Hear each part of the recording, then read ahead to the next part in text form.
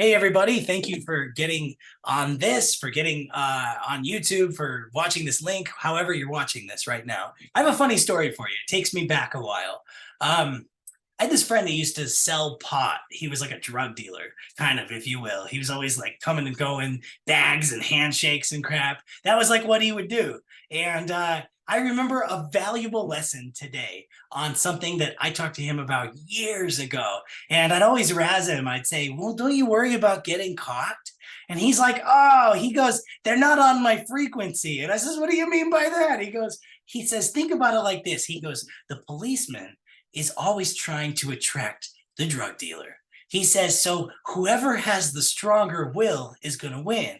He says, I can't tell you how many times I go grab something or I've got something on me or whatever. He's like, a pull up next to a cop. Cop pulls up behind me. We can see each other in passing. He's like, it's comical. He's right there. He's right there. And he never gets me. He's like, because I decided he never will. And as far as I'm concerned, he never will.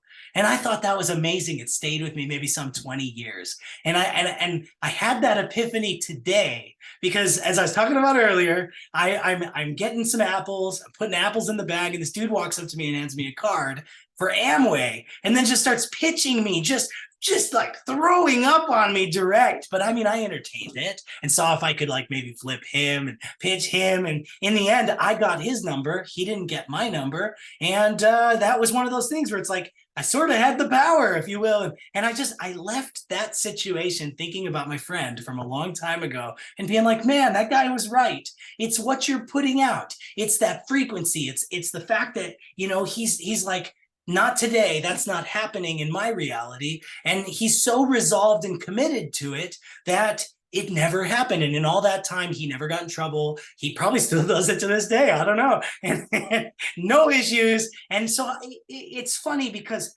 that guy who wakes up and puts his boots and grabs his gun and does the whole thing and gets ready for the day, that guy sets it out there that that's going to happen. But his resolve isn't strong enough because it's like a job and he's just working his job and he'll go home. But for that other guy, it's his business. And so as a result, his resolve is so much stronger because it's his business that as a result, he's able to carry forth. And the valuable lesson for me was in like your alignment.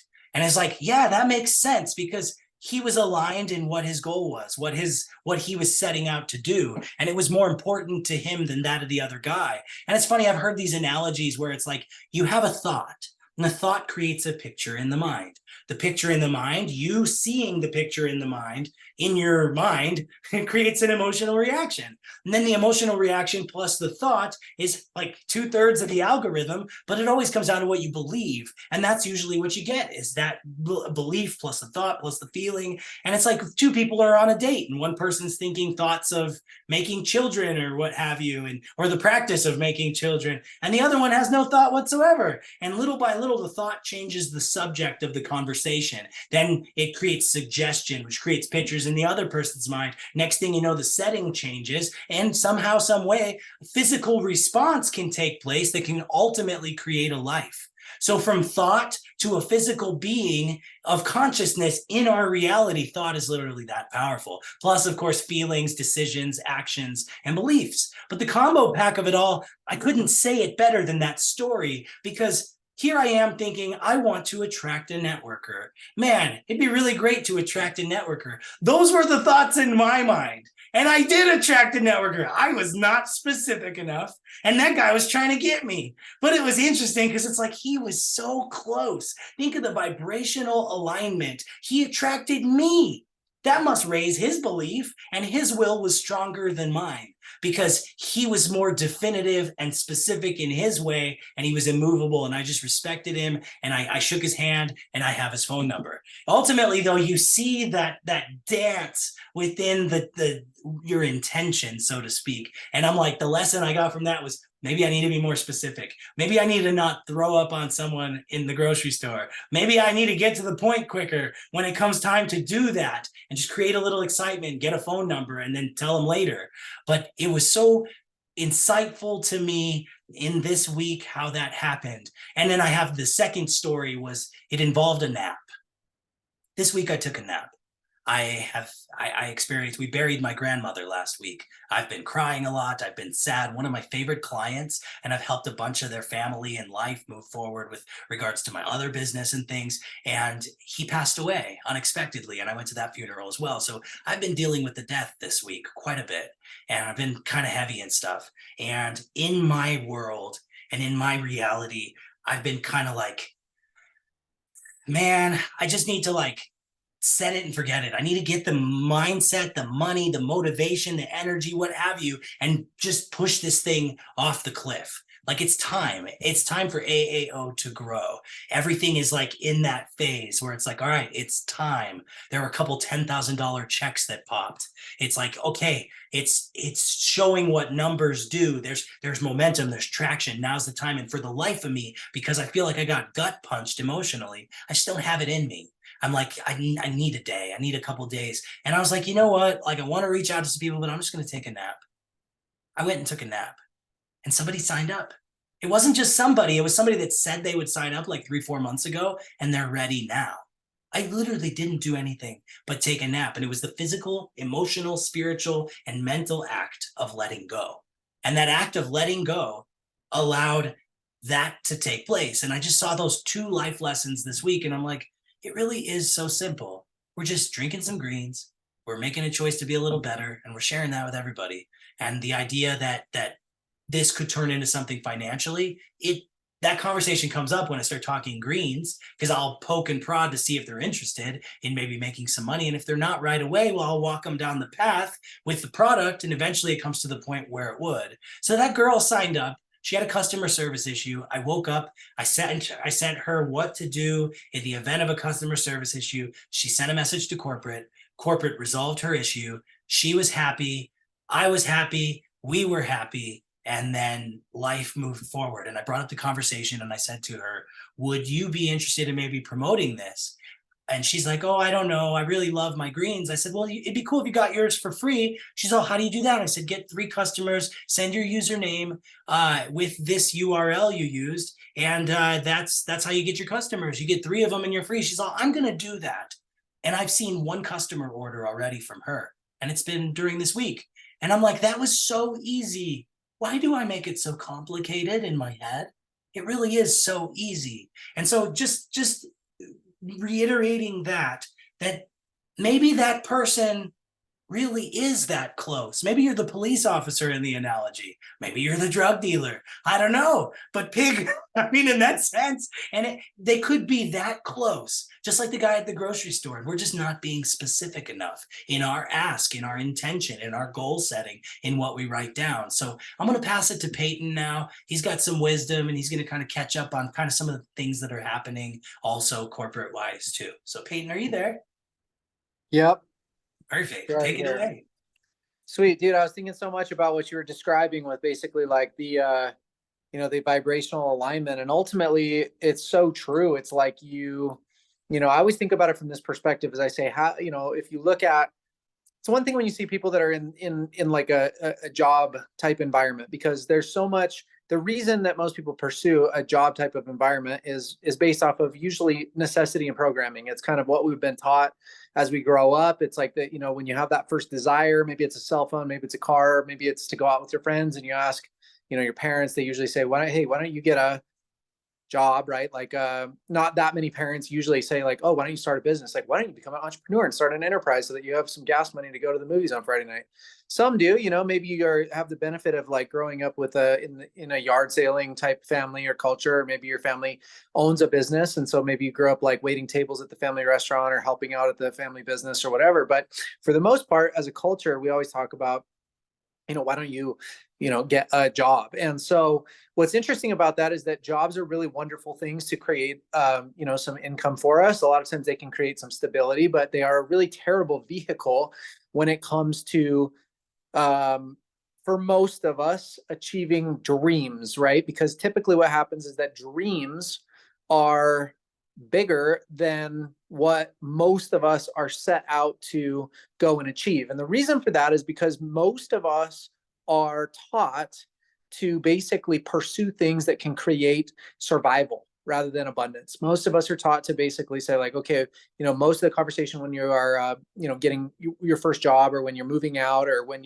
whenever life hits you, that conversation typically is, how are you going to pay your bills, right? And so everything about the way that the normal world is built is it's all built around necessity, survival, and basically getting to a certain level rather than creating excess, rather than creating abundance, rather than creating overflow. So now you move into a business like this because you figure out, whether it happens to you young or whether it happens to you old, whether it happens because of inflation, whether it happens because of a loss of income, whether it happens to you because of, lifestyle creep, whether it happens to you because of all of these things that can happen to us. You realize one day that you wake up and you got too much month at the end of the money, right? It's the 21st and the money ran out, or basically your check is basically spent before you get it. And so you start to think to yourself, well, how could I create more? And so you find yourself in a business like this, because getting just another job that pays a little bit more is the same hamster wheel. Maybe you have an idea for a beautiful traditional business, but typically those start costing lots and lots of money to get actually started and to finance. And most people also have to continue working their job to continue to survive. So they don't necessarily put themselves in a position where they can start something. So you find yourself here because this is a business where you can start part-time. This is a business where you can start without having to get any professional vocational training. This is something where you don't need a degree, you don't need a certification, you don't need any type of previous success. You don't need to, be anybody other than somebody that simply wants more and is willing to be teachable. So you come here, and what you don't realize necessarily is that you're fighting internally so many of these programs and systems that have come before us. And oftentimes it happened for me, and it happens for most people, is that you look at those people that are finding success. You look at a Kevin, you say, well, of course it works for him. Or you look at somebody like me, you say, well, of course it works for him because, they have a good mindset, or they're really willing to talk to people, or it's easy for them, or so forth and so on. And the reality is that it's very similar to certain other things. And what I'll reference here is I'll reference a book written by a guy named Wallace Waddle that talks about the science of getting rich. And what he says is, he says, it's the easiest thing in the world, but you have to do a couple of specific things in a couple of certain ways. And so what that comes down to is just these couple of key points, which the first key point is, of course, getting your mindset straight. And there's two components to the mindset that you actually have to develop. And this kind of is an extension of what Kevin was describing. The first thing that you have to develop is you have to develop chief definite aim. You have to create a vision for yourself that's compelling. You have to create an idea that exists that does not yet exist, that basically you can look, a year ahead, or 2 years ahead, or 3 years ahead. And you have to, identify what it is that you want to create that's different. And then the second part of the mindset, and this is the thing, most people, if you ask them, many people you'll ask, and they will have no idea of a goal or a dream. And that's okay, because life has a way of basically beating us up a little bit. And we start to think to ourselves like, hey, a goal or a dream, like, I'm just trying to get to Friday, I'm trying to get to the end of the work week. I'm trying to just, get to safety. And so if you can actually land on somebody that has a dream or that has a vision, now you ask them, what exactly is that? And many times they will answer you what it is that they don't want, or they will answer you, some vague idea of this, that, or the other thing. So step one, of course, is that you have to actually decide on some type of specific outcome that you want to create. But the second piece of this puzzle, and this is probably the harder part of it, is that you have to ultimately, just like Kevin is describing, is you have to become a vibrational match to what that new experience is. So it's very interesting to think about that. It's like, if we have not achieved a result yet that we want, it simply means that we haven't yet become a vibrational match to what that result looks like. Because the reality is, and this is so important, is that it's so easy for us to believe that all of the things that we are after are things that are outside of us. We think that there's more money and that it exists in some pot somewhere. We think that there's somebody that's basically going to wave a magic wand and tap us on the shoulder and basically grant us keys to the kingdom. We think that basically there's going to be somebody that gives us permission to arrive or to become, or that somehow we're going to hit a certain age and then suddenly we're going to be able to do those things or have those things that we want to be. But the reality is that all of those things already exist today. People always, suggest that money's tight or we're running out of money. Well, that's a bunch of nonsense because they keep making more of it all the time. It's a renewable resource, right? So it's not that there's not enough of it. It's that we simply have not yet become a vibrational match to attract it.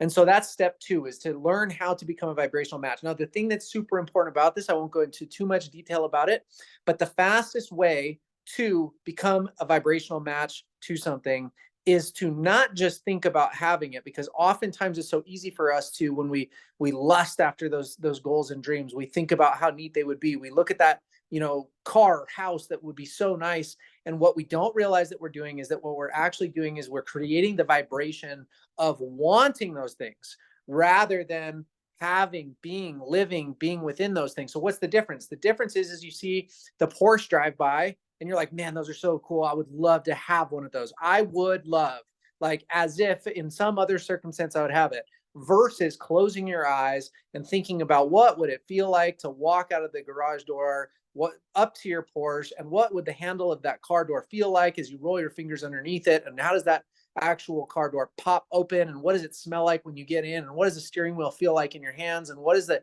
rumble of that engine feel like as you start the ignition and you let it come up to speed. Like, that's the difference. And so now you look at the idea of, okay, how do you become in harmony with those things? It's our ability to put ourselves in an imaginary state more often than we are in the state of wanting, the state of not having, the state of lack, the state of frustration, the state of desire, because all of those things, while there's information within those, are still keeping us outside of the result that we actually want rather than in it. So you look at people that have had massive success in business like this, and a lot of times it's very common that you'll say, how did that person do that when they don't have the skills? Or how did that person do that when they're not as so well spoken? Or how did that person do that when they're not as handsome or as good looking as we are, right?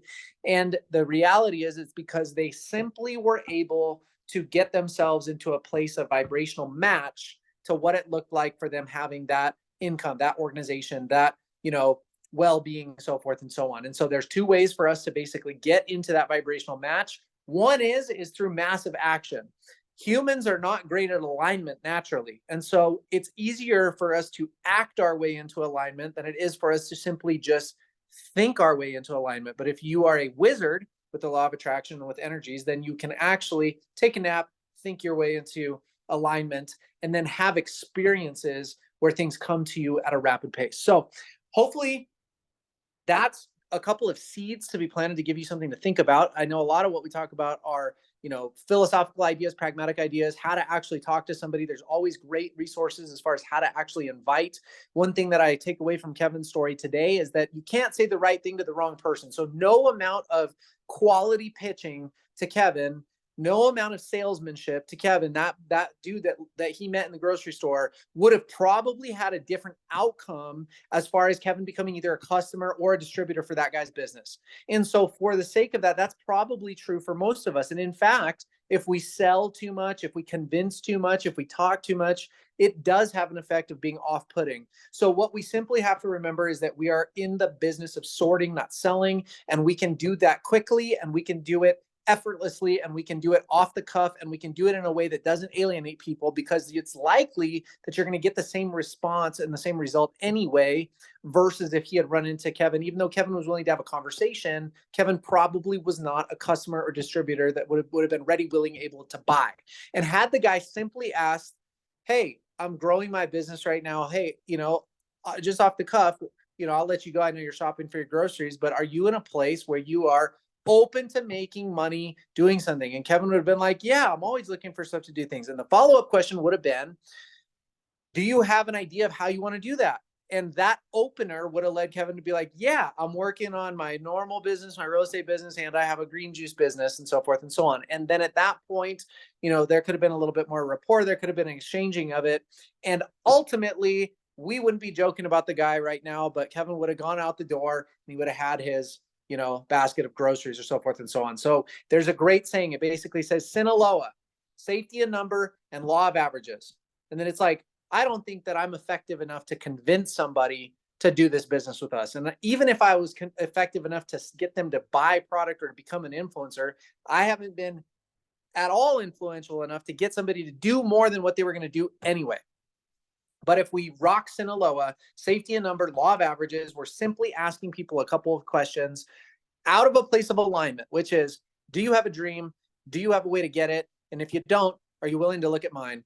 And if we start to repeat that on the daily, on the weekly, on the regular, then we align ourselves with the vision of where we're going to go, and amazing things happen, just like the amazing things that are happening for the company right now. And I'll go over that really quick before we end here, because we're at about 25 minutes on the hour. So massive growth in Mexico, massive growth in Costa Rica, a strategic partner, distribution partner, and also a supply company, which has been a really big net benefit to the corporate. A transition of the corporate offices. JC Martinez transitioned now as a co-owner to now full-time CEO. So he resigned his other obligations in other realms, and they have been on tour in these markets. We now have our first leaders that are earning, 5-figure checks as a result of the Matrix pay. And so we have great growth and a good track record of what's going on, which has come as a result of alignment from the top down of wanting growth, connecting with growth, finding people that are willing and able and are looking for the vehicle to grow with it, and people that are going to embrace, of course, the greens and the features that we actually have and sell in this company. So if you want to be a part of that, let's rock it. 2024 is going to be a wonderful year if we make it so. And with that, I'm done. Thanks.